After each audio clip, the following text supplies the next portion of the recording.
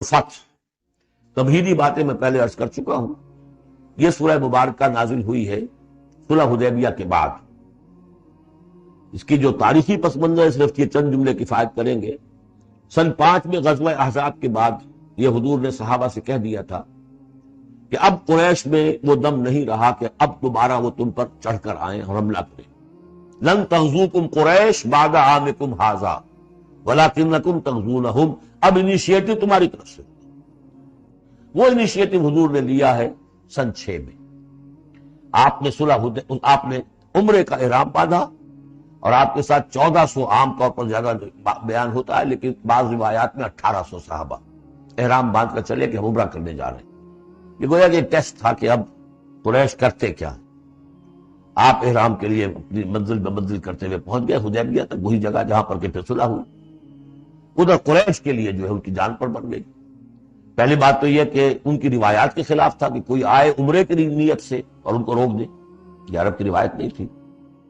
دوسرے یہ کہ اب اگر آنے دیتے ہیں اور مسلمان دنگناتے ہوئے آئیں اس شہر کے اندر عمرہ کریں تو گویا کہ ان کی شکست ہو گئی. تو وہاں پر جو بھی ہوا تفصیلات کا تو موقع نہیں ہے. ایک طرف تو وہ تلے ہوئے تھے کہ جنگ کریں گے، اور جب حضرت عثمان کو حضور نے بھیجا ہے کچھ سلسلہ جنبانی کے لیے، وہاں ان کو روک لیا گیا. خبر مشہور ہو گئی کہ انہیں شہید کر دیا گیا. پھر حضور نے بیعت لی. وہ بیعت علی الموت کہلاتی ہے، بیعت علی لا نفر یا بیعت علی الموت، اور اس کا نام ہے بیعت رضوان. ایک درخت کے نیچے آپ تشریف فرما ہوئے اور سب نے آ کر آپ سے بیعت کی کہ اب یہاں جانے دے دیں گے اپنی، سب ہم یہاں پر مرنے کے لیے تیار ہیں، جانے قربان کر دیں گے، یہاں سے واپس نہیں جائیں گے. جب وہاں یہ خبریں پہنچی اور انہوں نے کچھ اور اندازہ کر لیا تھا کہ یہ تو بڑے سرفرے لوگ معلوم ہو رہے ہیں، ان میں سے کوئی جو ہے بھاگنے والا نظر نہیں آتا یہاں سے، تو پھر یہ ہے کہ وہ مجبور ہو گئے کہ اب کو صلح کریں. پھر صلح ہوئی، صلح حدیبیہ، لیکن وہ بڑی ان ایکول صلح تھی. اس میں مسلمانوں کے لیے ہیوملیشن تھی، اس لیے کہ یہ طے کر لیا گیا اس میں کہ اگر کوئی مسلمان مدینے سے واپس آئے مکے تو اسے مکے والے واپس نہیں کریں گے، لیکن اگر کوئی مکے سے مدینے جائے گا تو واپس کرنا ہوگا. اور وہاں پر ہو بھی یہ گیا. ابو جندل صحابی تھے جن کو کہ اسی نے جو کہ وہاں سے صلح کے لیے گفت و شریک کرنے کے لیے آیا تھا، سہیل بن عمرو، اس کا ہی بیٹا این اس وقت وہ پہنچ گیا، لیکن صلح کے وہ کاغذات لکھے جا چکے تھے. اس نے معاملہ بچایا، مسلمانوں مجھے پھر قصائیوں کے حوالے کر. حضور نے فرمایا کہ اب ابو جندل تم صبر کرو، جو وعدہ ہم کر چکے ہیں اس کی پابندی کرنی. بہرحال اس کو حضور نے، اگرچہ صحابہ تو اس درجے دلگیر تھے کہ ہم یہ دم کر صلح کیوں کر رہے ہیں. حضرت عمر رضی اللہ تعالیٰ عنہ سے تو بہرحال یہ بھی کہہ دیجئے کہ زیادہ قرب جو انہیں حاصل تھا حضور سے، اس کی بنا پر ان کی یہ ہمت ہو گئی کہ آپ نے وہ سوال جواب بھی کر لیا جس پر آپ پھر ساری عمر پچھتاتے رہے. آپ نے پوچھا کہ کیا ہم حق پر نہیں ہیں؟ حضور نے فرمایا ہاں ہم حق پر ہیں. کیا آپ اللہ کے رسول نہیں ہیں؟ آپ نے مسکرا کر جواب دیا ہاں میں اللہ کا رسول ہوں. تو پھر ہم یہ کیوں دم کر صلح کر رہے ہیں؟ آپ نے فرمایا کہ میں وہی کر رہا ہوں جو اللہ نے مجھے حکم دیا. بس اتنی سی بات تھی جس پر ساری عمر پچھتائے. لیکن یہ بات حضرت علی نے بھی کر دی اس درجے میں کہ جب وہ صلح نامہ لکھا گیا، حضور ڈکٹیٹ کرا رہے تھے، حضرت علی کاتب تھے، لکھ رہے تھے، تو حضور نے فرمایا یہ صلح نامہ ہے، لکھو محمد رسول اللہ اور قریش کے مابین. وہ سہیل بن عمرو نے اعتراض کر دیا کہ نہیں، یہ اگر ہم اس میں لکھیں گے ظاہر بات ہے صلح نامے پر تو دونوں فریقوں کے دستخط ہوتے ہیں، تو میں دستخط کروں گا تو میں تو آپ کو اللہ کا رسول نہیں مانتا، اور اس عبارت کی روح سے جب اس کے نیچے میرا بھی دستخط آئیں گے تو گویا میں نے مان لیا. تو حضور نے اس پر بھی مسکرا کر کہا کہ تم مانو نہ مانو میں اللہ کا رسول ہوں، لیکن اے علی مٹا دو یہ رسول اللہ کے لفظ، مٹا دو، وہاں سے لکھ دو یہ معاہدہ ہے محمد ابن عبداللہ اور قریش کے مابین. حضرت علی نے کہا کہ حضور یہ میں نہیں کر سکتا، میں اپنے ہاتھ سے آپ کے نام کے ساتھ لکھے ہوئے الفاظ. اب دیکھیے اگرچہ حکم تو یہ ہے کہ الامر فوق الادب، لیکن یہ کہ یہ جو بھی کچھ ہوا ہے یہ ہوا غیرت دینی، حمیت دینی کی وجہ سے. حضرت علی نے بھی کیا، حضرت عمر نے بھی کیا، دونوں کے طرز عمل میں کوئی فرق نہیں. لیکن بہرحال اس کے بعد جو ہے صلح ہوئی ہے، اور مسلمانوں کے دل اگرچہ اس پہ بہت ہی رنجیدہ تھے، اور یہ بات بھی بڑی عجیب تھی کہ وہی احرام کھول دیے گئے، وہی قربانی کے جانور جو ہیں. تو اب اس پر جو ہے یہ آیت سورت اتری ہے، اور پہلا لفظ یہ ہے انا فتحنا لک فتحا مبینا. مسلمانوں کی دلجوئی کے لیے کہ تم جسے سمجھ رہے ہو کہ دب کر صلح کی ہے، حقیقت حال کے اعتبار سے تو ہے محمد ہم نے آپ کو بڑی روشن فتح عطا فرمائی. آج ہم اسے انٹرپریٹ کر سکتے ہیں روشن فتح کس اعتبار سے کہ ٹریٹی کے معنی یہ ہے کہ مصالحت یہ صلح ہوتی ہے دو فریقوں کے درمیان جو ایک دوسرے کو ریکگنائز کریں. اس کا مطلب یہ ہے کہ قریش نے ریکگنائز کر لیا that Muhammad is a power to reckon with, اور یہ بہت بڑی بات ہے. قریش نے تسلیم کیا، اور تسلیم کرنا جو ہے یہ اللہ تعالیٰ کی طرف سے فتح عظیم. انا فتحنا لك فتحا مبینا لیغفر لك اللہ ما تقدم من ذنبك وما تاخر. اب دیکھیے ذنب کا لفظ یہاں پہ دوبارہ آ گیا تاکہ اللہ تعالیٰ بخش دے آپ کو جو پچھلے ہوئی آپ کی کوئی کوتاہیاں یا گناہ یا جو بعد میں ہوئی. وَيُتِمَّ نِعْمَتَهُ، جو پیچھے رہے گناہ ان کو بھی بخش دے. وَيُتِمَّ نِعْمَتَهُ عَلَيْكَ، اور تاکہ اللہ تعالیٰ اپنی نعمت کا اتمام فرما دے آپ پر. وَيَهْدِيَكَ صِرَاطًا مُسْتَقِيمًا، اور آپ کو ہدایت دے سیدھے راہ کی طرف.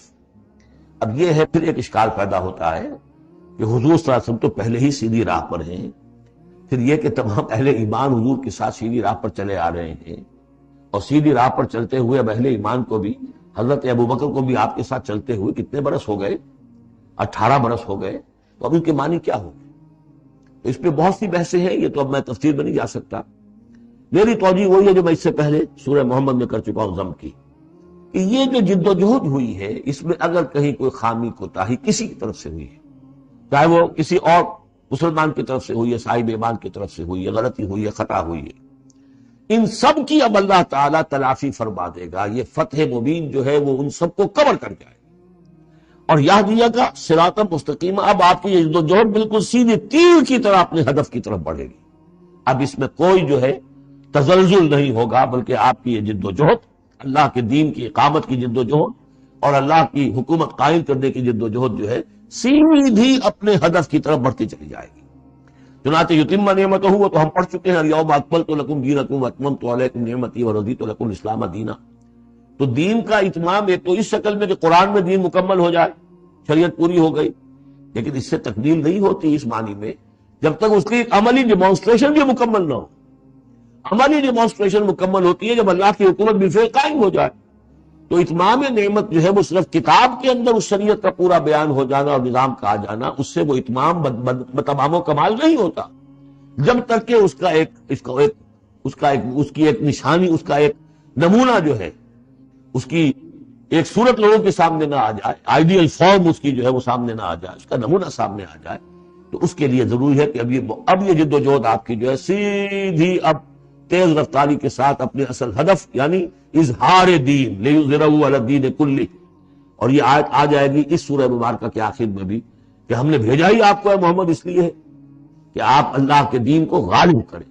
تو وہ اللہ کے دین کے غلبے کی جد و جہد اب تیر کی طرح سیدھی جائے گی. اللہ نے ساری اگلی پچھلی اگر کوئی اس میں کمیاں کوتاہیاں رہ گئی ہیں کسی کی طرف سے آپ کے ساتھیوں میں سے، ان سب کی تلافی کے لیے یہ فتح مبین آپ کو عطا کر دی. وَيَنْصُرَكَ اللَّهُ نَصْرًا عَزِيزًا، اور اللہ آپ کی مدد کرے گا ایسی مدد کہ جس کے لیے کوئی شکست نہ ہو، بڑی زبردست مدد. هُوَ الَّذِي أَنزَلَ السَّكِينَةَ فِي قُلُوبِ الْمُؤْمِنِينَ لِيَزْدَادُوا إِيمَانًا مَعَ إِيمَانِهِمْ، وہی ہے کہ جس نے اہل ایمان کے دلوں میں سکینت نازل کر دی تاکہ ان کے ایمان میں اور اضافہ ہو جائے، تاکہ وہ اور اضافہ کر لیں اپنے ایمان میں، جتنا ایمان ہے اس سے اور بڑھ کر. وَلِلَّهِ جُنُودُ السَّمَاوَاتِ وَالْأَرْضِ. اب ظاہر بات ہے کہ اس میں ایک تو کیفیت یہ تھی کہ جو انہیں سکون حاصل تھا کہ وہ تیار تھے سب اپنی جانیں دینے کے لیے، اس کے لیے بھی ایک سکون قلب کے اندر اللہ تعالیٰ نے ان کے پیدا کیا تھا، تبھی تو وہ اس کے لیے آمادہ ہوئے.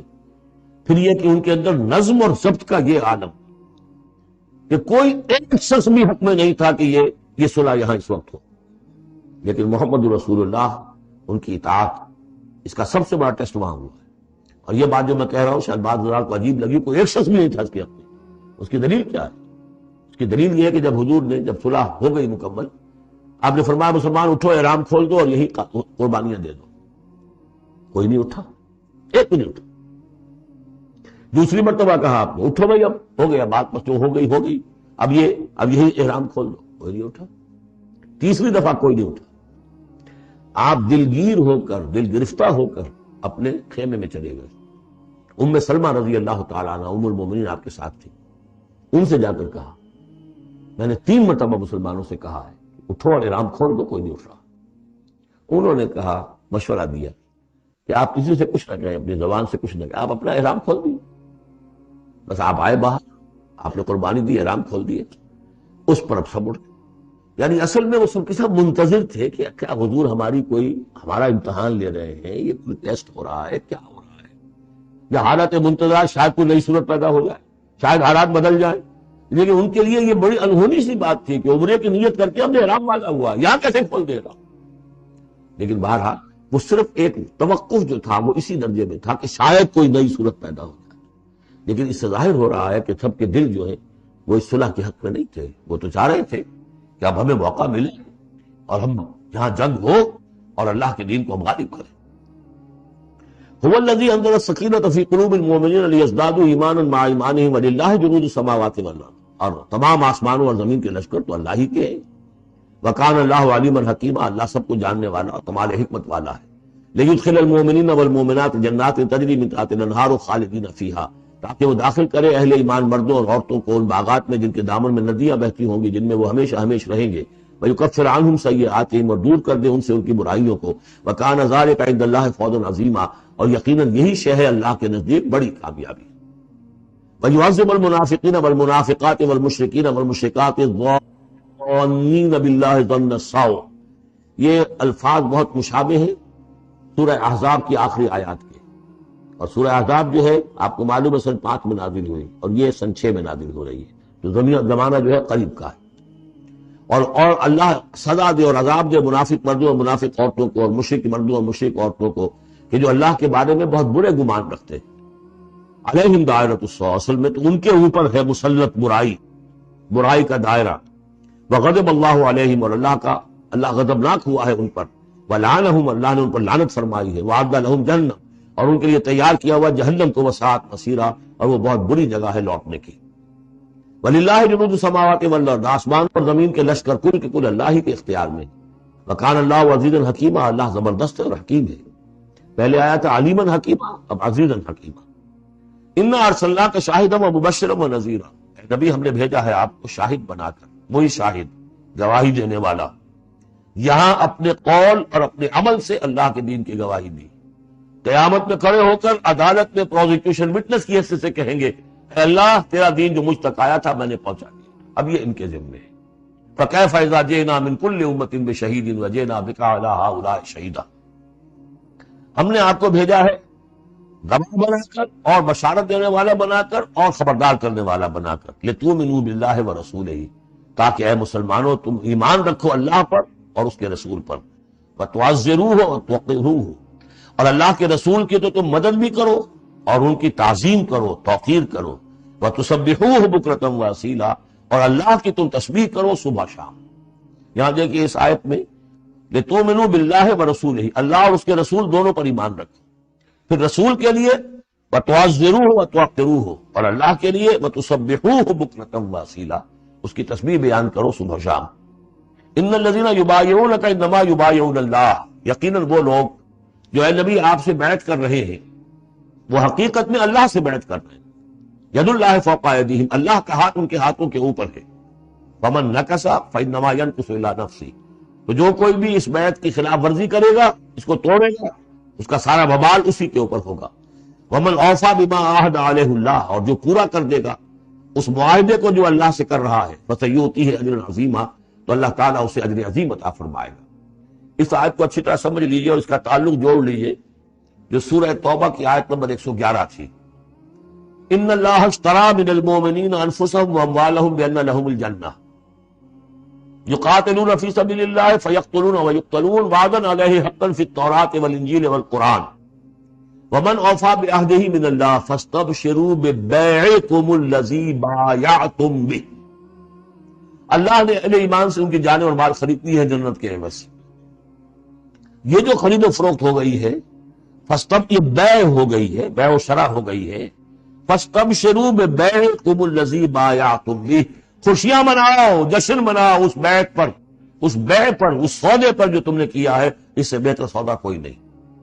اچھا یہ بیع تو ہوئی بندے اور اللہ کے مابین۔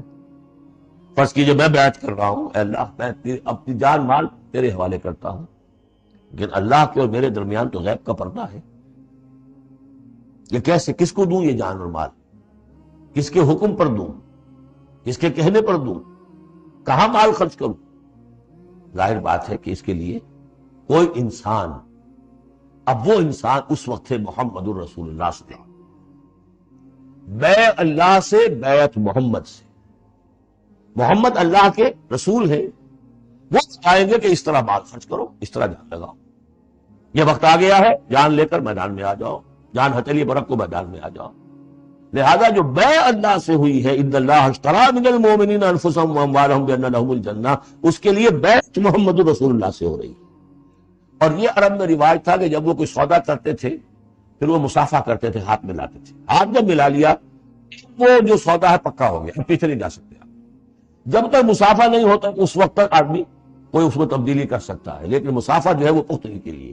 لہذا یہ بیعت اب محمد رسول اللہ سے ہو رہی ہے کہ ہم نے جو جان اللہ اور اپنی مال جو اللہ کے حوالے کی ہے اسے ہم خرچ کریں گے آپ کے کہنے کے مطابق، جو آپ حکم دیں گے، آپ کی مرضی ہے، آپ ہم سے جب چاہیں یہ جان اور مال حاصل ہے، جب چاہیں وصول فرما لیں۔ یہ بیعت ہے جو ہوئی ہے محمد رسول اللہ سے۔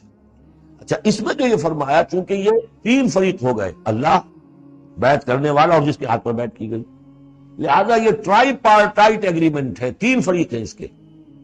ایک وہ ہے حضور کا ہاتھ جس پر بیعت کرنے والے کا ہاتھ آ گیا، اللہ نے فرمایا تیسرا ہاتھ بھی ہے، وہ تمہیں نظر نہیں آ رہا، ید اللہ فوق ایدیہم، اللہ کا ہاتھ ان کے ہاتھوں کے اوپر ہے۔ تو یہ تین ہاتھ ہیں در حقیقت اس بیعت کے اندر، اس بیعت کے اندر۔ انما ان الذین یبایعونک انما یبایعون اللہ، اصل میں تو بیعت، اور بیعت جو ہو رہی ہے تو اللہ سے ہو رہی ہے۔ فاستبشروا ببیعکم الذی بایعتم بہ، باب مفاعلہ کے اندر بھی وہ آ گیا، تم نے جو باہمی یہ کیا ہے بیع و شراء کا معاملہ، تو خوشیاں مناؤ، وہی باب مفاعلہ ہے، وہ یبایعونک، ان الذین یبایعونک، اے نبی جو آپ سے یہ بیعت کر رہے ہیں، انما یبایعون اللہ، وہ اللہ سے بیعت کر رہے ہیں۔ ید اللہ فوق ایدیہم، اللہ کا ہاتھ ان کے ہاتھوں کے اوپر ہے۔ فمن نکث فانما ینکث علی نفسہ، تو جو کوئی بھی اب اس سے روگردانی کرے گا، اسے توڑے گا، اس کے خلاف ورزی کرے گا، اس کا وبال اسی پر آئے گا، آپ پر اس کا کوئی الزام نہیں۔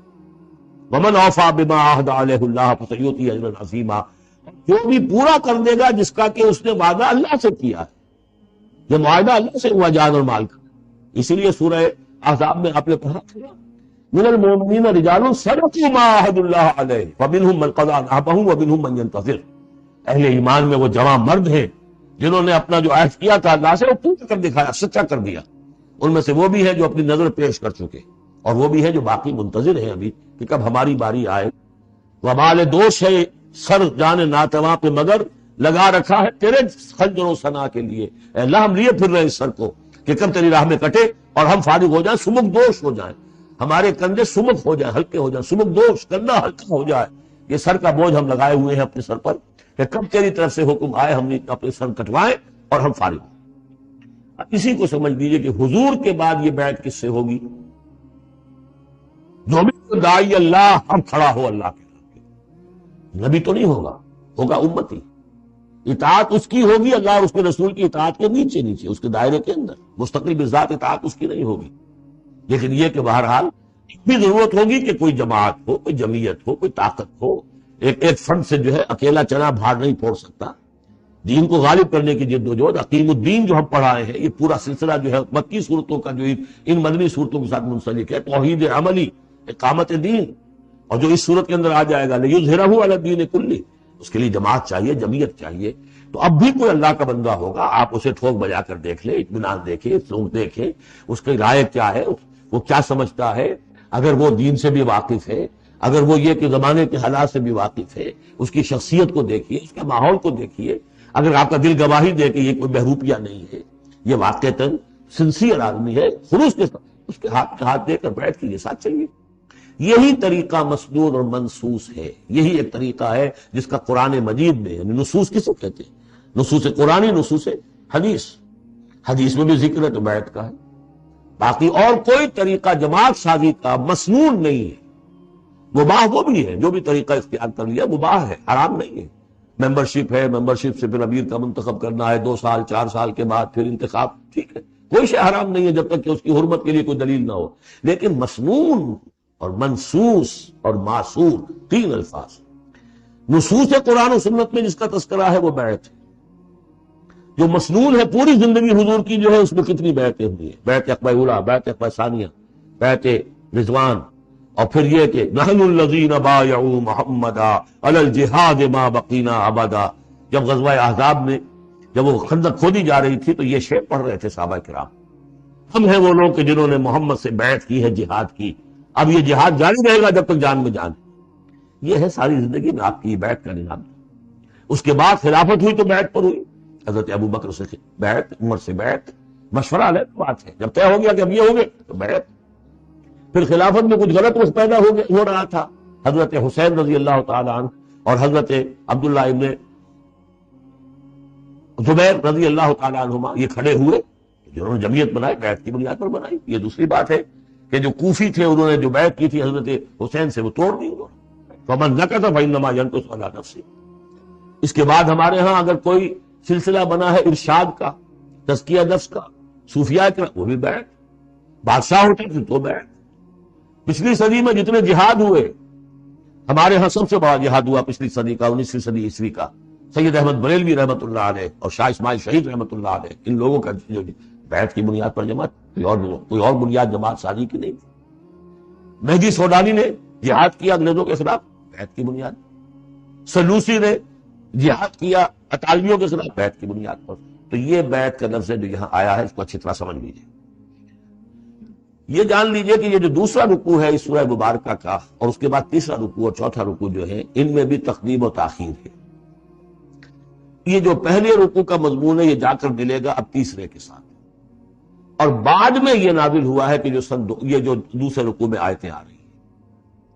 سَيَقُولُ لَكَ الْمُخَلَّفُونَ مِنَ الْأَعْرَابِ شَغَلَتْنَا أَمْوَالُنَا وَأَهْلُونَا، جب حضور واپس پہنچ گئے اور یہ غزوہ جو بیعت رضوان ہو گئی اور پھر صلح حدیبیہ ہو گئی، پھر آپ واپس پہنچے تو جاتے ہوئے گویا کہ ان سے کہا جا رہا ہے حضور سے، جیسے کہ غزوہ تبوک سے واپسی پر جو آیات نازل ہوئی وہ ہم سورہ توبہ میں پڑھ چکے ہیں۔ ان قریب کہیں گے وہ لوگ کہ پیچھے رہ جانے والے تھے، من الاعراب، اعراب میں سے، شغلتنا اموالنا واہلونا، حضور نے عام اعلان کروایا تھا، فرض نہیں تھا، سب کے لیے لازم نہیں تھا، عمرے کے لیے چلنے کے لیے کہا تھا چلے، جتنے لوگ چل سکتے ہیں چلے۔ تو اب آئیں گے یہ وہ اعراب جو ہیں بادیہ نشین، اور وہ کہیں گے حضور ہم مشغول رہے اپنے اموال میں، اپنے ڈھور ڈنگر کی دیکھ بھال میں، اپنے اہل و عیال میں، ہم آپ کے ساتھ نہیں جا سکے، فاستغفر لنا، تو ہمارے لیے استغفار کیجئے۔ یقولون بألسنتہم ما لیس فی قلوبہم، یہ لوگ اپنے منہوں سے وہ کچھ کہہ رہے ہیں اپنی زبانوں سے، ان کے دلوں میں نہیں ہے، دلوں میں کچھ اور ہے۔ یہ منافقوں کا تذکرہ ہو رہا ہے اعراب میں سے۔ قل فمن یملک لکم من اللہ شیئا ان اراد بکم ضرا او اراد بکم نفعا، ان سے کہیے کہ اگر اللہ تعالیٰ نے تمہارے لیے کوئی بھی اگر ضرر کا فیصلہ کیا تھا تو، اور اگر خیر کا فیصلہ کیا تھا تو کون سی چیز روک سکتی ہے؟ من یملک لکم من اللہ شیئا، کون ہے وہ کہ جو اختیار رکھتا ہو تمہارے بارے میں اللہ کی طرف سے کچھ بھی، اگر اس نے ارادہ کیا ہو ضرر کا، یعنی اگر کوئی خرابی ہونی تھی تو کیا تمہارے یہاں ہونے کی وجہ سے روک دی تھی؟ یا اگر خیر کوئی آنا تھا تو تمہاری غیر موجودگی میں نہیں آ سکتا تھا؟ پیچھے رہ جانا چاہیے پاکیزار، کیوں رہ گئے؟ اگر کوئی خیر آنا تھا تو تمہاری غیر موجودگی میں بھی آ سکتا ہے، وہ شر آنا تھا وہ تمہاری موجودگی میں بھی آ سکتا ہے۔ تو جب تمہاری موجودگی اور ناموجودگی اللہ کے اعتبار سے تو بالکل برابر ہے، تو تمہارا یہ بہانہ تراشنا جو ہے یہ صحیح نہیں ہے۔ بل کان اللہ بما تعملون خبیرا، بالکل تم جو کچھ کرتے رہے ہو اللہ اس سے باخبر ہے۔ وہ کیا ہے؟ اب ان کے دل کی بات اللہ تعالیٰ، ان کے دل میں جو چور تھا، بل ظننتم، تمہیں یہ گمان ہو گیا تھا، ان لن ينقلب الرسول والمؤمنون الى اہلہم ابدا، ان کو یہ گمان ہوا کہ ان کا تو معلوم ہوتا ہے کہ واقعتاً کوئی دماغ خراب ہو گیا مسلمانوں کا، قریش پر چڑھائی کر کے جا رہے ہیں۔ قریش، یہ تو سمجھیے کہ ان کے لیے ابھی تک عرب میں جو ان کی حیثیت تھی قریش کی، وہ سمجھتے تھے کہ اب تو یہ موت کے منہ میں جا رہے ہیں، اب یہ واپس ان میں سے کوئی آنے والا نہیں ہے۔ بل ظننتم، تم نے یہ گمان کیا تھا، ان لن ينقلب الرسول والمؤمنون الى اہلہم ابدا، کہ اب واپس آئیں گے ہی نہیں رسول اور اہل ایمان اپنے گھر والوں کی طرف۔ وَزُيِّنَ ذَلِكَ فِي قُلُوبِكُمْ، اور یہ تمہارے دلوں میں کھما دی گئی بات۔ وَظَنَنْتُمْ ظَنَّ السَّوْءِ، اور تم نے بہت برا گمان کیا۔ وَكُنْتُمْ قَوْمًا بُورًا، اور تم ہو ہی تباہ ہونے والے لوگ۔ یہ منافقین اعراب کا تذکرہ، اور یہ کب ہو رہا ہے؟ سن 6 میں۔ سن 2 کے اندر جو معاملہ تھا وہ بھی ہم دیکھ چکے ہیں، وہ جو سورہ محمد کے اندر آیا معاملہ، جبکہ ابھی یہ مرحلہ شروع ہو رہا تھا، ابھی قتال کا سلسلہ شروع ہونے والا تھا، اس وقت بھی ان کے دلوں میں صلح جوئی، امن سے کام کرو، صلح سے کام کرو. یہ خامخواہ جو ہے یہ اس طرح کی مہم جوئی مناسب نہیں ہے. اس وقت ان کا یہ خیال. وَمَن لَّمْ يُؤْمِن بِاللَّهِ وَرَسُولِهِ فَإِنَّا أَعْتَدْنَا لِلْكَافِرِينَ سَعِيرًا. جو کوئی اللہ اس کے رسول پر ایمان نہ رکھے اللہ تعالیٰ نے ایسے کافروں کے لیے تو جہنم تیار کر رکھی ہے. وَلِلَّهِ مُلْكُ السَّمَاوَاتِ وَالْأَرْضِ يَغْفِرُ لِمَن يَشَاءُ. اللہ آسمانوں اور زمین کی بادشاہی اللہ ہی کے لیے ہے، وہ بخشتا ہے جس کو چاہتا ہے، وَيُعَذِّبُ مَن يَشَاءُ، اور عذاب دے گا جس کو چاہے گا. وَكَانَ اللَّهُ غَفُورًا رَحِيمًا، اور اللہ تعالیٰ غفور الرحیم ہے. سَيَقُولُ الْمُخَلَّفُونَ إِذَا انطَلَقْتُمْ إِلَىٰ مَغَانِمَ لِتَأْخُذُوهَا. اب یہ نوٹ کر لیجئے تاریخی اعتبار سے کہ اس کے فوراً بعد جو ہے اگلے ہی سال حضور نے، اب جب کہ قریش سے صلح ہو گئی تو آپ یکسو ہو گئے، ادھر سے کوئی حملہ اب نہیں ہوگا، تو آپ نے اپنی پوری طاقت لے کر خیبر پر حملہ کیا، جو گڑھ بن گیا تھا یہودیوں کا، جو بنو قینقاع اور بنو نذیر نکالے گئے تھے، جا کے وہیں آباد ہو گئے تھے. پہلے سے بھی وہاں پر وہ بڑا گڑھ تھا، ان کے بڑے قلعے تھے، بڑے یعنی فورٹیفائڈ، اور وہاں پر سارا وہ اب حضور نے ان کی جو ہے سرکوبی کی. جب حضور خیبر کی طرف جا رہے تھے اب ان کا ہم بھی چلتے ہیں آپ کے ساتھ، اس لیے انہیں یقین تھا کہ فتح ہوگی اور مال غنیمت آئے گا. سَيَقُولُ الْمُخَلَّفُونَ إِذَا انطَلَقْتُمْ إِلَىٰ مَغَانِمَ، اور اے مسلمانوں جب تم اب جاؤ گے غنیمت حاصل کرنے کے لیے، یعنی اب جو غزوہ خیبر کی طرف جو پیش قدمی کرو گے، تو یہی لوگ جو پہلے پیچھے رہ گئے تھے وہ یہ کہیں گے ضرور نتبعکم، ہم بھی آپ کے ساتھ چلیں، اجازت دیجیے. یریدون ان یبدلوا کلام اللہ، یہ اللہ کے کلام کو بدل دینا چاہتے ہیں. وہ اللہ کا کلام اگلے رکوع میں آ رہا ہے کہ ان کے بارے میں طے کر دیا گیا تھا کہ جو لوگ اس صلح حدیبیہ کے موقع پر نہیں گئے ہیں ساتھ حضور کے، وہ اب ان کو کسی بھی دوسری نیکسٹ جنگ کے اندر شمولیت کی اجازت نہیں ہوگی. وہ آگے آ رہا ہے، اس لیے اس کے سمجھنے میں تھوڑی سی دقت ہوتی ہے، لیکن سمجھ لیجئے کہ وہ آگے ہے. اسی لیے تقدیم و تاخیر کی میں نے بات آپ سے کی تھی. یریدون ان یبدلوا کلام اللہ، یہ چاہتے ہیں کہ اللہ کے کلام کو تبدیل کر دیں، اللہ کے حکم کو بدل دیں. وَلَن تَتَّبِعُونَا، کہہ دیجئے کہ نہیں اب تم ہمارے ساتھ نہیں جاؤ گے. کذالکم قال اللہ من قبل، یہ بات اللہ تعالیٰ پہلے ہی کہہ چکا ہے پہلے، اور اس صورت میں آ رہا ہے ذرا بات. فَسَيَقُولُونَ بَلْ تَحْسُدُونَنَا، وہ کہیں گے یہ تو آپ لوگ حسد کر رہے ہیں ہم سے، آپ ہمیں ساتھ میں لے جانا چاہتے ہیں جبکہ ہمیں اندازہ ہے کہ وہاں پہ غنیمتیں ملیں گی. بل كانوا لا يفقهون الا قليلا، حقیقت یہ ہے کہ یہ فہم ہی نہیں رکھتے، تفقہ ہی نہیں رکھتے مگر بہت ہی تھوڑی. قل للمخلفین من الاعراب، یہ جو لوگ رہ گئے تھے پیچھے، یہ بدو لوگ، ان سے کہہ دیجئے ستدعون الی قوم اولی باس شدید، ان قریب پھر تمہیں بلایا جائے گا ایک ایسی قوم کی طرف، ایسے قوم کے مقابلے کی طرف جو بڑی طاقت والی ہو. تو قاتلونہم او یسلمون، یا تم ان سے قتال کرو گے یا وہ مسلمان ہوں گے اور یا وہ اطاعت قبول کریں. اس سے ہے اشارہ در حقیقت جو نیا سلسلہ جنگوں کا اب شروع ہونے والا تھا، اور وہ تھا سلطنت روما کے خلاف غزوہ موتا. اب اندرون ملک عرب کا معاملہ جو تھا وہ ختم ہوا، اب تو اصل جو معاملہ پیش آنا ہے وہ انقلاب محمدی کا بین الاقوامی مرحلہ ہے، تسدید الانقلاب، انقلاب کو اب آگے ایکسپورٹ کرنا ہے. اور اب ٹکراؤ ہونے والا ہے جس کی پیشگی خبر دی جا رہی ہے سلطنت روما کے ساتھ، جہاں سٹینڈنگ آرمیز تھی لاکھوں کی، جو رومن لیجنز مشہور ہے تاریخ کے اندر، غرق آہن اور ٹرین.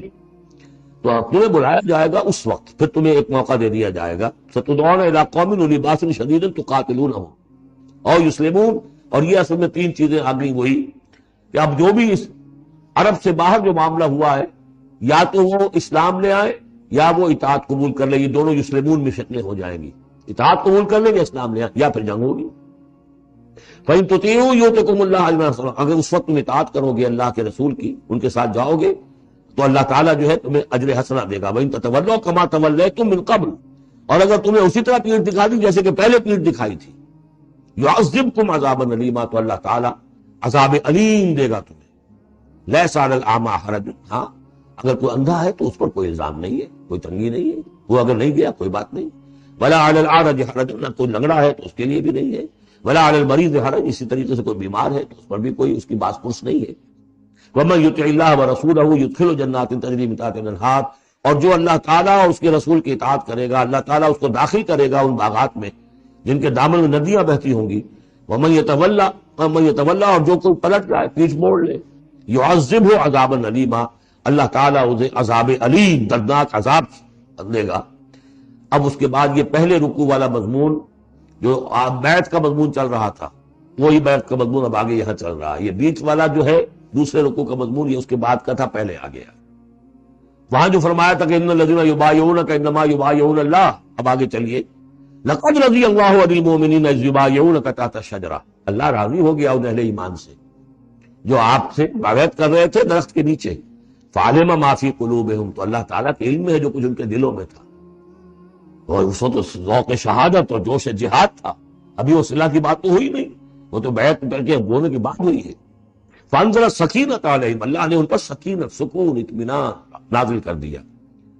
وَأَصَابَهُمْ فَتْحٌ قَرِيبٌ، اور انہیں فتح جو بھی بہت قریب، وہ فتح قریب وہی ہے، اِنَّا فَتَحْنَا لَكَ فَتْحًا مُبِينًا، اس صلح کو کہا گیا کہ فوری طور پر انہیں فتح مل گئی۔ وَمَغَانِمَ كَثِيرَةً يَأْخُذُونَهَا، اور بہت سی غنیمتیں ہیں جو وہ اور جو لیں گے، حاصل کریں گے۔ وَكَانَ اللَّهُ عَزِيزًا حَكِيمًا، اور اللہ تعالیٰ زبردست ہے، حکمت والا۔ وعدکم اللہ مغانم کثیرۃ تاخذونها، اے مسلمانوں اللہ کا تم سے وعدہ ہے بہت سی غنیمتیں تمہیں ملیں گی۔ فعجل لکم هذه، تو یہ تو تمہیں نقد دے دی ہے، فوری طور پر دے دی ہے یہ فتح جو تمہیں مل گئی ہے۔ وکف ایدی الناس عنکم، اور اللہ تعالیٰ نے روک لیا لوگوں کے ہاتھوں کو تم سے، لتکون آیۃ للمؤمنین، تاکہ یہ اہل ایمان کے لیے ایک نشانی بن جائے۔ ویہدیکم صراطا مستقیما، اور اللہ تعالیٰ تمہاری رہنمائی فرمائے سیدھے راستے کی طرف، یعنی اب تمہاری جد و جہد جو ہے وہ تیر کی طرح سیدھی کامیابی کے آخری مراحل تک پہنچ جائے۔ بارک اللہ لی ولکم فی القرآن العظیم ونفعنی وإیاکم بالآیات والذکر الحکیم۔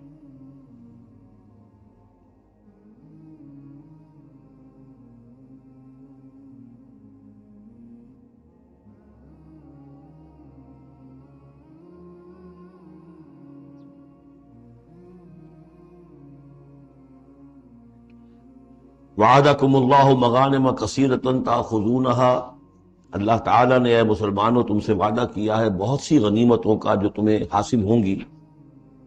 فعجل لکم هذه، تو یہ تو اللہ نے فوری طور پر تمہیں عطا کر دی ہے، یعنی یہ فتح مبین۔ وکف ایدی الناس عنکم، اور لوگوں کے ہاتھ تمہاری جانب سے روک لیے، یعنی جنگ اگر ہوتی ظاہر بات ہے کہ قریش بھی پھر اگر اس میں اپنی قوت کا مظاہرہ کرتے تو کچھ نہ کچھ نقصان تو مسلمانوں کا بھی ہوتا۔ کف ایدی الناس عنکم، ان کے ہاتھ باندھ لیے اور روک لیے اللہ نے تم سے۔ وَلِتَكُونَ آیَةً لِّلْمُؤْمِنِينَ، اور تاکہ یہ اہل ایمان کے لیے ایک نشانی بن جائے۔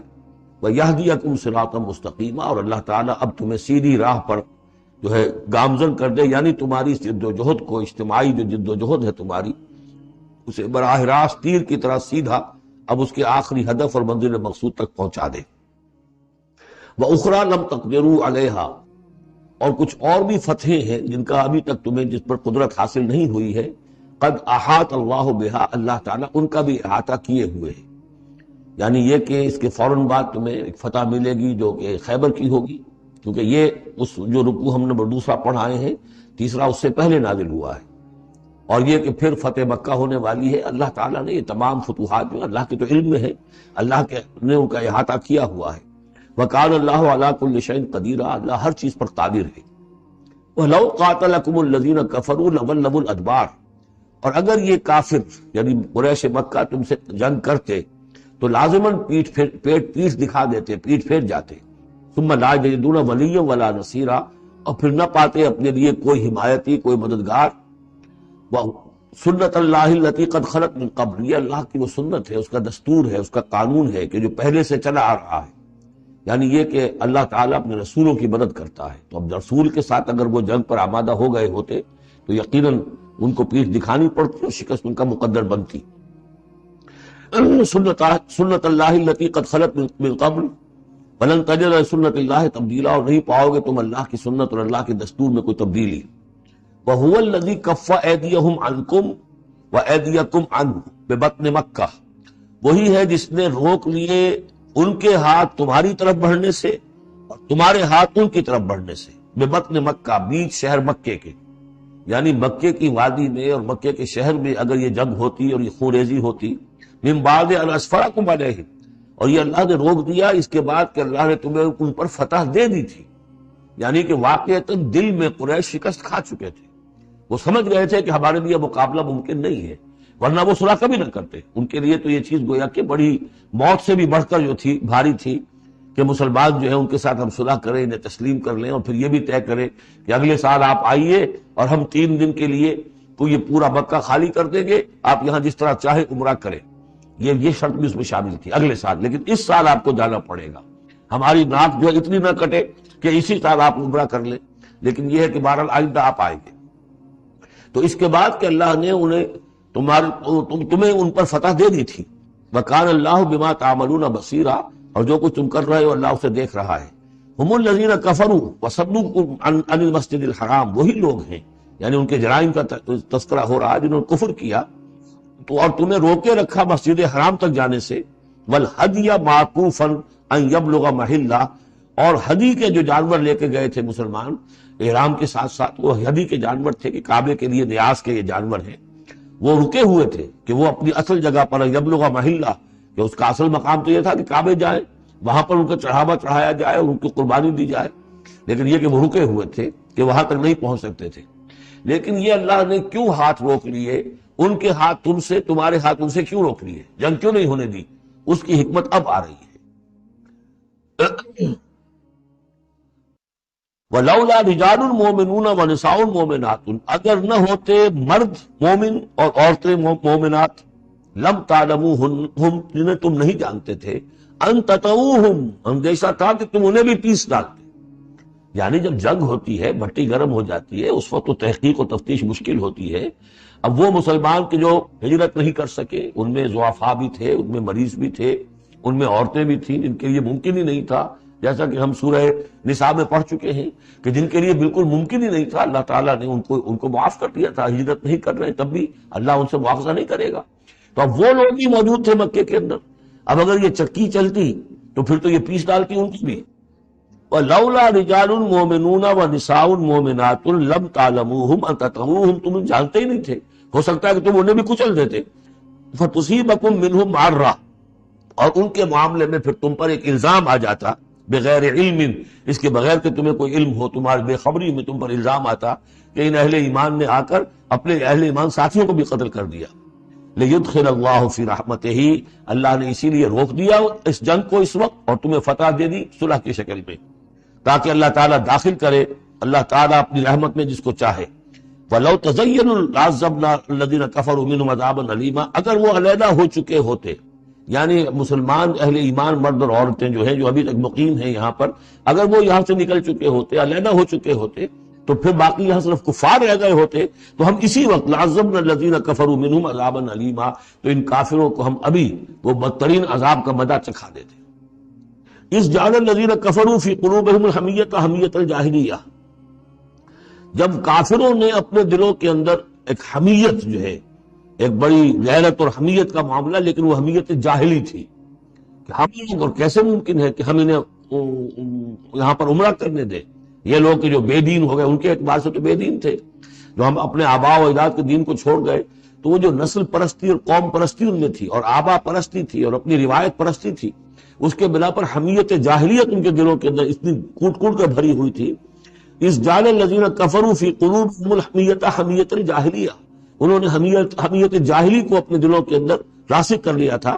فانزل اللہ سکینتہ علی رسولہ وعلی المؤمنین، تو اللہ تعالیٰ نے اپنا طرف سے سکون نازل فرما دیا اپنے رسول پر صلی اللہ علیہ وسلم اور اہل ایمان پر، وَأَلْزَمَهُمْ کلمۃ التقویٰ، اور اللہ تعالیٰ نے ان پر لازم کر دیا تقویٰ کی بات کو، یعنی اللہ تعالیٰ نے تقویٰ کو ان پر لازم کر دیا۔ وَكَانُوا أَحَقَّ بِهَا، یقیناً وہ تقویٰ کے زیادہ حقدار بھی ہیں، وَأَهْلَهَا، اور واقعتاً تقویٰ کے اہل ہیں، ان کے اندر تقویٰ موجود ہے۔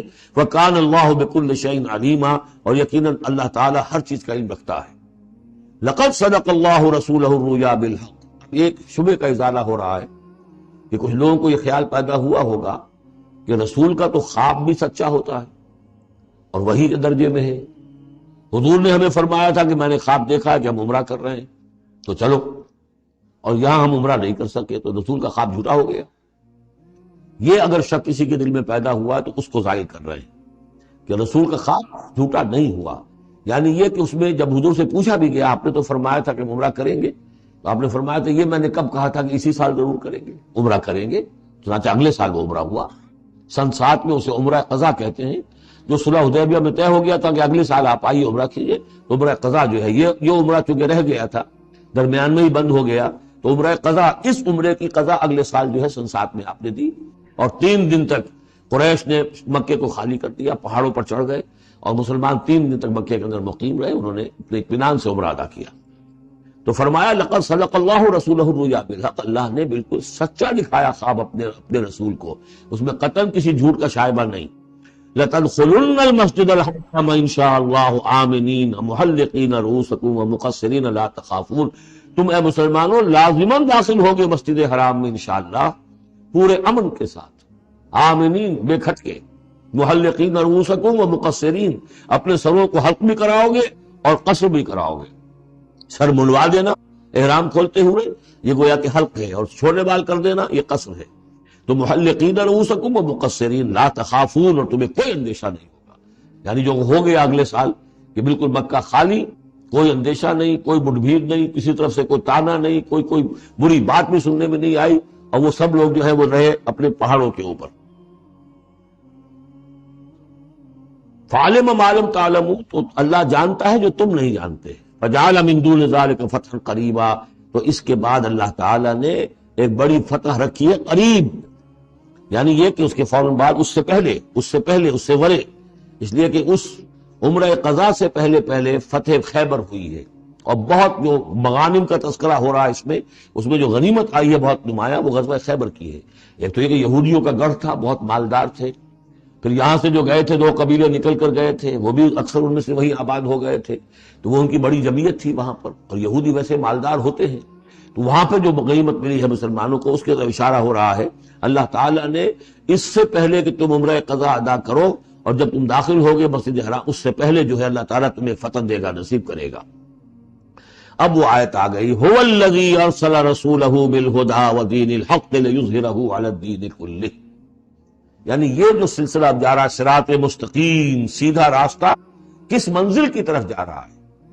دنیا میں مسلمانوں تمہاری جد و جہد کی منزل کیا ہے؟ اللہ کے دین کا غلبہ، اس لیے کہ ہم نے اپنے رسول کو بھیجا ہی اس کام کے لیے۔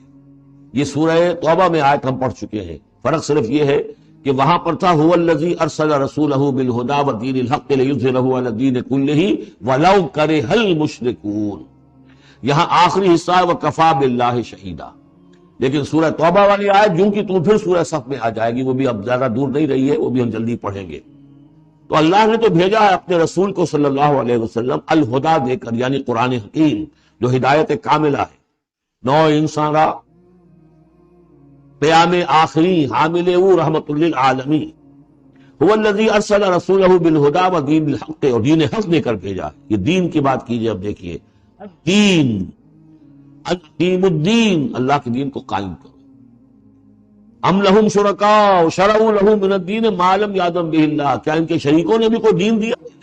اللہ نے انہیں دین حق دیا، اور دین حق اس لیے دیا ہے کہ اسے غالب کرے کل کے پورے نظام زندگی کے اوپر، پورے نظام زندگی پر۔ وہی ہے جس نے بھیجا ہے اپنے رسول کو صلی اللہ علیہ وسلم بالہدا، ہدایت دے کر، قرآن دے کر، ودین الحق، اور سچا دین، حق دین، عادلانہ نظام زندگی دے کر، لیظہرہ علی الدین کلہ، تاکہ وہ غالب کرے اسے کل کے کل نظام زندگی پر، وکفی باللہ شہیدا، اور کافی ہے اللہ مدد کے لیے۔ عام طور پر ترجمہ یہاں پر گواہ کا کیا گیا ہے، آپ نے دیکھا ہوگا، لیکن یہاں اس لفظ شہید کا مطلب جو مدد کے ہے۔ اس کے لیے یہ کہ نوٹ کیجئے جو سورہ بقرہ کے 30 رکوع میں آیا تھا، فَإِن كُنتُمْ فِي رَيْبٍ مِّمَّا نَزَّلْنَا عَلَىٰ عَبْدِنَا فَأْتُوا بِسُورَةٍ مِّن مِّثْلِهِ وَادْعُوا شُهَدَاءَكُم مِّن دُونِ اللَّهِ إِن كُنتُمْ صَادِقِينَ، بلا لو اپنے مددگاروں کو اللہ کے سوا اگر تم سچے ہو۔ تو چونکہ اصل میں شہیدہ کے معنی تو ہے حاضر ہونا، شہیدہ یشہد، کسی کی موجودگی اور حاضری، جو موجود ہوتا ہے وقوع پر وہی صحیح گواہی دینے کا ہے، اس لیے اس کے معنی گواہی کے پیدا ہو گئے، اور جو موجود ہو وہی آپ کی مدد بھی کر سکتا ہے، اس لیے اس کے معنی مددگار کے بھی ہے۔ آپ کا کوئی دوست ہے، بڑا آپ کا بہی خواہ ہے، لیکن جب آپ پر کچھ ستم ہو رہا تھا، ظلم ہو رہا تھا، زیادتی ہو رہی تھی، وہ موجود ہی نہیں تھا بیچارہ، وہ کیا کرے گا؟ آپ کی مدد نہیں کر سکتا۔ تو مددگار بھی معنی ہے لفظ شہید کے۔ وَكَفَى بِاللَّهِ شَهِيدًا، اللہ کافی ہے مددگار کی حیثیت سے۔ محمد الرسول اللہ والذین معہ، یہ وہ جماعت ہے جو اس بیعت کی بنیاد پر وجود میں آئی ہے۔ نوٹ کر لیجئے اس بات کو، یہ بیعت کے تذکرے کے ساتھ اب یہ آیت آ رہی ہے۔ محمد الرسول اللہ صلی اللہ علیہ وسلم ایک بیعت تو وہ لیتے تھے کہ جو کوئی ایمان لاتا تھا ایمان کی بیعت، لیکن جو آپ نے اہل مکہ سے کبھی نہیں لی، بلکہ وہاں تو جس نے بھی کہہ دیا اشہد ان لا الہ الا اللہ واشہد ان محمد رسول اللہ، کوئی فارمل ڈیکلیریشن، کوئی اور اس کے لیے کوئی سمبولک کوئی اقدام نہیں تھا، الا یہ کہ کوئی باہر سے آتا تھا تو بیعت ہوتی تھی۔ اس کے بعد آپ نے بیعت مکے میں دو لی ہیں، بیعت عقبہ اولا، بیعت عقبہ ثانیہ. اور بیعت عقبہ ثانیہ کی بیعت وہ ہے کہ جس سے اب وہ ایک جماعتی شکل بنی ہے، اس لیے کہ اس کے الفاظ کیا ہیں، متفق علیہ روایت ہے، یہ بخاری اور مسلم دونوں میں. راوی اس کے حضرت عبادہ بن صامت رضی اللہ تعالی عنہ. وہ بیعت کیا تھی؟ بایعنا رسول اللہ صلی اللہ علیہ وسلم علی السمع والطاعۃ فی العسر والیسر والمنشط والمکرہ وعلی عثرۃ علینا وعلی لا ننازل امر له وعلی ان نقول بالحق اینما كنا لا نخاف باللہ لومۃ لائم. ہم نے بیعت کی تھی اللہ کے رسول سے کہ آپ کا ہر حکم سنیں گے اور مانیں گے، اطاعت کریں گے، فی العسر والیسر، خواہ مشکل ہے اور خواہ آسانی ہے، والمنشط والمکرہ، خواہ ہماری طبیعت آمادہ ہو، خواہ ہمیں اپنی طبیعتوں پر جبر کرنا پڑے، وعلی عثرۃ علینا، خواہ ہم پر دوسروں کو ترجیح دی جائے. ہم کبھی نہیں کہیں گے کہ ہم آپ کے پرانے ساتھی ہیں، آپ نے بالکل ایک نووارد کو ہمارے اوپر امیر کیسے مقرر کر دیا. نہیں، اٹس یور پریروگیٹو، یہ آپ کا اختیار ہوگا، جس کو آپ چاہیں امیر بنائیں. وعلی اللہ ننازل امرہ لہ، جنہیں آپ والی امر بنا دیں گے، امیر بنا دیں گے، ان سے بھی ہم جھگڑیں گے نہیں، ان سے تعاون کریں گے، ان کی اطاعت کریں گے. جیسے کہ ایک اور حدیث میں حضور نے فرمایا، من اطاعنی فقد اطاع اللہ ومن عصانی فقد عصى اللہ. جس نے میری اطاعت کی اس نے اللہ کی اطاعت کی، اور جس نے میری نافرمانی کی اس نے اللہ کی نافرمانی کی. ومن اطاع امیری فقد اطاعنی، جس نے میرے مقرر کردہ امیر کی اطاعت کی اس نے میری اطاعت کی. ومن اطاع امیری فقد ومن عصى امیری فقد عصانی، جس نے میرے مقرر کردہ امیر کی نافرمانی کی اس نے میری نافرمانی کی. اب ظاہر بات ہے جب جماعتی زندگی ہوتی ہے تو ایک ہی امیر نہیں ہوتا. اب ایک فوج ہے، ایک سپہ سالار ہے، لیکن اور چھوٹے چھوٹے جو اس کے حصے ہیں، میمنہ پر کوئی اور ہے، میسرہ پر کوئی اور ہے، اب قلب پر کوئی اور ہے. چھوٹے چھوٹے کمانڈرز بھی تو ہیں. چھوٹی سی کمپنی ہے، پلاٹون ہے، پھر بٹالین ہے، بٹالین سے اوپر ریجیمنٹ ہے. ہر جگہ پر جو ہے اس کے جو آفیسرز موجود ہیں، جو کمانڈرز موجود ہیں، ان سب کا سلسلے وار سب اطاعت کا نظام اگر نہیں ہوگا تو وہ فوج کہاں ہوئی. اس طرح ایک جماعت ہے، ایک پورے ملک کے اندر جماعت ہے، اس کا امیر ہے، پھر اس کے کئی صوبائی اس کی شاخیں اس کے امیر ہیں، تو یہ تو نظام اس طرح چلے گا. تو یہاں پر وعلیٰ ان نقول بالحق اینما کنا، اور آخری بات جو تھی اس بیعت کے اندر کہ ہم جہاں کہیں بھی ہوں گے حق بات ضرور کہیں گے. مشورہ مانگا جائے گا، مشورہ دیں گے. We will not hold back our opinions. ہم اپنی رائے دیں گے، حق بات کہیں گے جہاں کہیں ہوں گے، لیکن اس کے بعد جو فیصلہ ہوگا فَإِذَا عَزَمَ الْأَمْرُ، جیسا کہ ہم پڑھ چکے ہیں، جب فیصلہ ہو جائے تو پھر یہ کہ اللہ اور اس کے رسول کی اطاعت لازم ہے.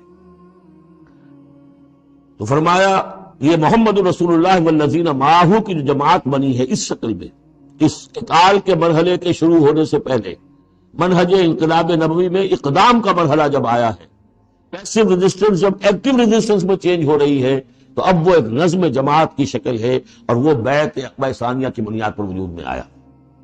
محمد رسول اللہ والذین معہ اشداء علی الکفار رحماء بینہم. اللہ کے رسول، یہ اس میں دو طرح ترجمے اس کے کیے جاتے ہیں. محمد اللہ کے رسول ہے، یہ ایک جملہ پورا ہو گیا. والذین معہ اشداء علی الکفار رحماء بینہم، اور جو ان کے ساتھ ہے وہ کافروں پر بہت بھاری ہے اور آپس میں بہت رحم دل ہے. اور ایک ترجمہ یہ بھی ہے کہ محمد رسول اللہ والذین معہ، یہ سب مل کر مبتدا بنی. اللہ کے رسول محمد اور جو ان کے ساتھ ہیں، ان سب کی شان یہ ہے کہ اشداء علی الکفار رحماء بینہم، وہ کفار کے حق میں بڑے سخت ہیں لیکن آپس میں بہت رحم دل ہے، رحیم ہے، شفیق ہے. یہ ہم پڑھ چکے ہیں سورہ مائدہ میں بھی. ذلۃ علی المؤمنین عزۃ علی الکافرین، اہل ایمان کے حق میں وہ بہت ہی نرم خو ہو، حلقہ یاراں تو بریشم کی طرح نرم، رزم حق و باطل ہو تو فولاد ہے مومن. یہ شان جو ہے بندہ مومن کی قرآن مجید میں دو جگہ آئی ہے. تراہم رکعاً سجدا یبتغون فضلا من اللہ ورضوانا، تم دیکھو گے ان کو کبھی سجدے میں گرے ہوئے ہوں گے اور کبھی رکوع کر رہے ہوں گے. وہ اپنے رب کے فضل کے متلاشی رہتے ہیں ہر دم ہر آن، اور اللہ کی رضا چاہتے ہیں. سیماہم فی وجوہہم من اثر السجود، اور ان کی جو نشانی ہے وہ ان کے چہروں میں جو اثرات پیدا ہوتے سجدے سے. سجدے سے عام طور پر تو خیال یہ ہوتا ہے کہ یہی جو گھٹا پڑ جاتا ہے یہی سجدے کا نشان ہے، لیکن اس کے علاوہ بھی نمازیوں کے چہرے میں ان کی نماز کی ایک کیفیت ہوتی ہے، نورانیت ہوتی ہے کہ جو ان کے چہروں کے اندر موجود ہوتی ہے. ذالک مثلہم فی التوراۃ، یہ ہے ان کی مثال اور تمثیل جو تورات میں آئی تھی. ومثلہم فی الانجیل، اور انجیل میں جو ان کی مثال دی گئی تھی وہ یہ ہے کزرع اخرج شطأہ، جیسے ایک کھیتی وہ اپنا پٹھا نکالتی ہے، فآزرہ، پھر اسے گاڑھا کرتی ہے، فاستغلظ اور فاستویٰ، پھر اس کو مضبوط کرتی ہے اور پھر اسے گاڑھا کرتی ہے، فاستوى علی سوقہ، پھر اپنی نال پر کھڑی ہو جاتی ہے۔ چھوٹی سی کوئی کوپل پھوٹتی ہے، پھر وہ بڑھتی ہے، نرم سی ہے، پھر ذرا اس کا جو تنا بنتا ہے اس کے اوپر پھر کھڑی ہو جاتی ہے سیدھی۔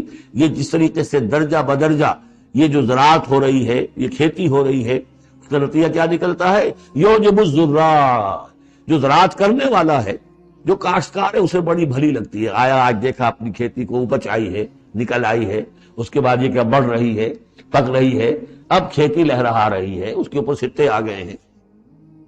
یوجب الزراع لیغیظ بہم الکفار، تاکہ اس سے دل جلے کافروں کا۔ اب یہاں اس سے واضح ہو گیا یہاں زراع کون ہے؟ یہ کھیتی صحابہ کرام کی کھیتی ہے جو پھل رہی ہے، پھول رہی ہے، اور اس کا کاشتکار کون ہے؟ محمد الرسول اللہ صلی اللہ علیہ وسلم۔ حضور کے ساتھ آپ کو معلوم ہے کہ جب انتقال ہوا ہے ابو طالب کا تو بمشکل 125 آدمی تھے، 150 آدمی تھے۔ آپ کی ایسی پوزیشن بھی نہیں تھی کہ اپنے بل پر مکے میں رہ سکتے، اسی لیے طائف گئے تھے۔ کوئی آلٹرنیٹ بیس مل جائے، میں وہاں منتقل کر دوں اپنی اس دعوت کا اور اپنی اس تحریک کا مرکز، لیکن یہ کہ وہاں سے خالی ہاتھ آنا پڑا تھا۔ ایک وہ دور تھا کہ جس میں پھر ایک مشرک کی امان لے کر مکے میں داخل ہو سکے، مطعم بن عدی کی۔ آج ایک دور یہ ہے کہ 1400 یا 1800 آدمی جو ہے وہ بیعت موت کی ہے انہوں نے، اور ان کو اس پر جو ہے ملال ہے کہ دم کی صلح کیوں کی ہے۔ ان کی جو حمیت ایمانی ہے، غیرت ایمانی ہے، وہ ملال اس پر ہے۔